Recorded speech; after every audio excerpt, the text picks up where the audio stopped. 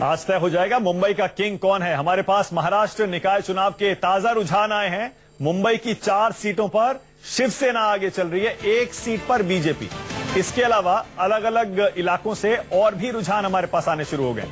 आपकी TV screen पर एक एक करके ये सारे के सारे रुझान आपको दिखाई देते रहेंगे। पुणे के वार्ड नंबर 10 पर बीजेपी आगे चल रही है। सोलापुर की 2 सीटों पर बीजेपी आगे है।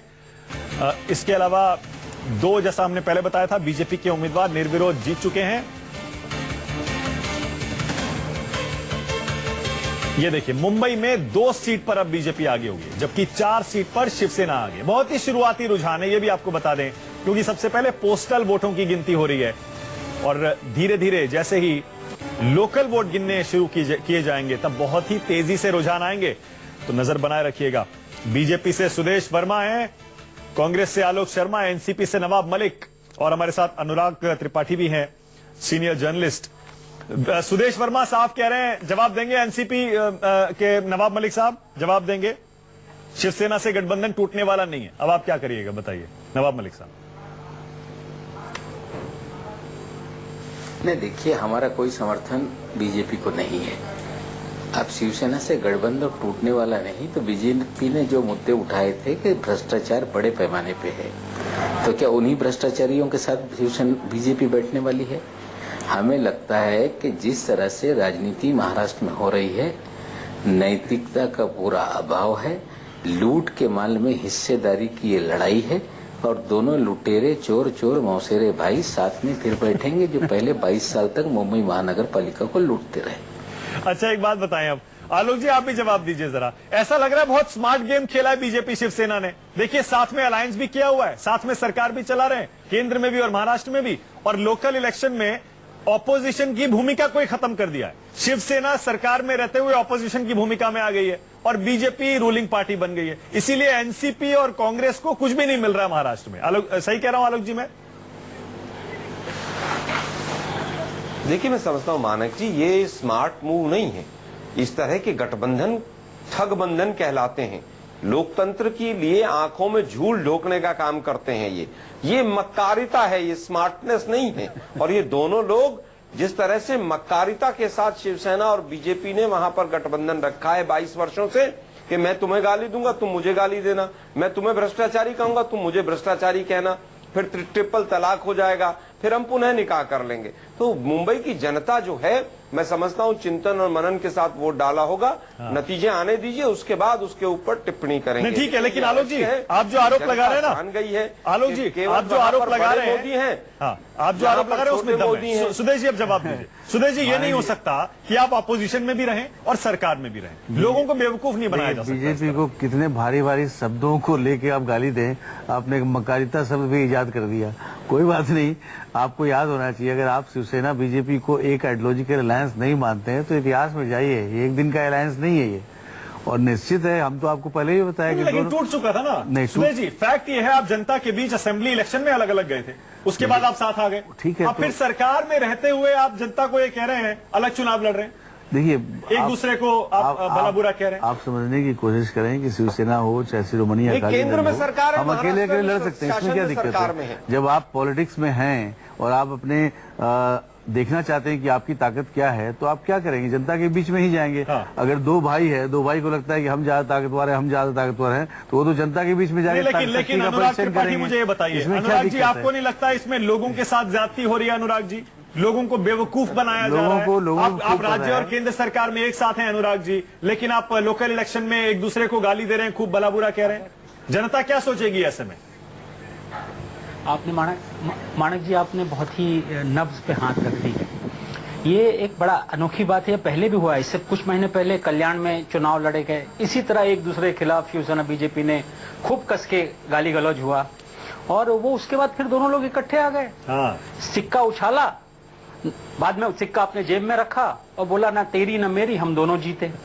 अगर यहाँ 100 से कम सेना या बीजेपी में कोई रह जाता है, 100 अगर हो जाएगा तो दूसरे को लात मार के निकल लेंगे। 100 से कम होगा किसी का फिगर तो वो तुरंत गलवैया डाल करके ये तो बोले जनमत है, जनता ने ऐसा ही कहा था हमको, इसलिए हमने मान लिया, और क्या बात है। बस एक पुराने फिल्मों का गाना निकल चलता था, एक पंक्ति थी कि जब मनाएंगे वो मान जाऊंगी मैं। हाँ। तो ये तो शाम का खेल ये तो मान कुछ और जाओगी होने कौन, वाला यही तो डिसाइड करना है। तो वो मेरे ख्याल से बीजेपी प्रवक्ता इस बात को शायद समझ रहे हैं और नहीं, ऐसा नहीं है, ऐसा नहीं है। देखिए, आप पत्रकार हैं। नहीं, अनुराग जी ने आपने क्लियर कर दिया हमारा गठबंधन नहीं, टूटने वाला नहीं। माने आपने जी, कहा ना सुदेश जी, माने जी, आपने कहा शिवसेना के साथ हमारा गठबंधन नहीं आप टूटने एक वाला। बात बताएं, हाँ। एक जगह तो उत्तर प्रदेश में एक सप्ताह पहले आप गाली दे रहे थे, अलायंस करते हैं, उसको आप बोलते हैं कि बड़ा अच्छा अलायंस है, और हमारा इतने सालों का अलायंस है, आपको पता होना अलायंस चाहिए। रह कहाँ गया सुदेश जी? नहीं, आप एक साथ दो नाव पे सवार नहीं हो सकते। नहीं, तो हम लोग देखिए, राहुल और अखिलेश के अलायंस को बहुत सवालों का सामना करना पड़ा, आज भी करना तो पड़ा, हम लोग लेकिन तो आपको भी करते सवालों का सामना रहे। करना असेंबली में भी पड़ेगा देखिए हम लड़े कि कैसे अलग अलग लड़े। हाँ, तो आइडियोलॉजी तो सेम है ना, जनता ने अलग अलग वोट सकते हैं। दिया, उसके बाद आप साथ आ गए। देखिए, अब फिर आप गठबंधन में सरकार में रहते हुए अलग अलग देखिए, चुनाव लड़। बात अनुराग का पॉइंट सही है। बात आइडियोलॉजी की है, बात नेशनलिज्म की आइडियोलॉजी की है। कांग्रेस के साथ तो नहीं आ सकते, कांग्रेस के पास तो आइडियोलॉजी ही नहीं है। तो आप अच्छा, ये बताइए, अगर जरूरत पड़ी तो क्या एनसीपी और शिवसेना को साथ लेके बीएमसी में कुछ हो नहीं, सकता बात है? आइडियोलॉजी की नहीं है, तो मौका परस्तता है। मौका इसमें पर आइडियोलॉजी आपके कहाँ साथ है? जाता है भैया, ये तो ऐसा मत कहिए हम मक्कारिता पर। का ठगबंधन है। करप्शन आपके साथ जाता है। हम लोग तो अरे बहुत भाई, ये तो नेशनलिस्ट मक्कारिता आइडियोलॉजी का वाले लोग ठगबंधन है। हैं। जनता किसी की से भी आंखों आप में बात धूल कर लीजिए, कोई झोंकेंगे। एक पार्टी अगर आइडियोलॉजी बेस्ड है, कैडर चुनाव बेस्ड है, अलग-अलग तो वो लड़ेंगे, बीजेपी फिर है। बाद में फिर लेफ्ट भी नहीं है, जब लेफ्ट भी बहुत बड़ा भ्रष्टाचार करना होगा तो अपॉर्चुनिस्ट एक हो जाएंगे। है। आप लोग तो अपॉर्चुनिस्ट हैं, नहीं, जहाँ अच्छा, मौका अच्छा, मिलेगा अच्छा, अच्छा, किसी अच्छा, कंधे पर चढ़ जाएगा। आप मुझे केवल ये बताइए, केंद्र में उनके आलोक जी, एक मंत्री हैं। सेकंड रुकिएगा, बड़ा राज्य दिलचस्प सरकार में सवाल है। मंत्री आलोक जी, बड़ा हैं, दिलचस्प खिलाफ सवाल है, आपको भी लड़ेंगे। मजा आएगा। जरा देखिएगा, नवाब मलिक साहब, बीजेपी ये उम्मीद कर रही होगी कि किसी भी तरह शिवसेना और एनसीपी दोनों को साध कर रखा जाए। क्या बीएमसी चुनाव में आप रूल आउट कर रहे हैं? अगर आपके सपोर्ट की जरूरत पड़ी शिवसेना को या बीजेपी को, आप नहीं देंगे, रूल आउट कर रहे हैं बिल्कुल अभी? देखिए, स्पष्ट रूप से हम महाराष्ट्र के सरकार की अगर चर्चा करते हैं तो हम सरकार रहे या ना रहे, हम भारतीय जनता पार्टी को समर्थन नहीं देंगे। एक, अब मुंबई महानगर पालिका के नतीजे आने दीजिए, क्या परिस्थितियां बनती हैं। हमें वोट डालना है कि एब्सटेन रहना है, वो फैसला करेंगे। नतीजे सामने आएंगे तो निश्चित रूप से, अब आइडियोलॉजी की पार्टी है बोल रहे मानक जी, हैं, मैंने तो मैं ठीक कहा इनसे था, शो बीजेपी के के शुरू में प्रवक्ता आजाद वर्मा और जी से मगर पूछना की चाहता हूँ। जरा सुनिए देखिए, वहां पर भी अगर मगर था, सुनिए, जरा बीएमसी में भी सुनिए अगर भाई मगर साहब, है। शब्दों में ना आलोक जी की चिंता कुछ और है। शर्मा जी पगला गए हैं तो जरा सा बीपी की गोली खा लें प्लीज।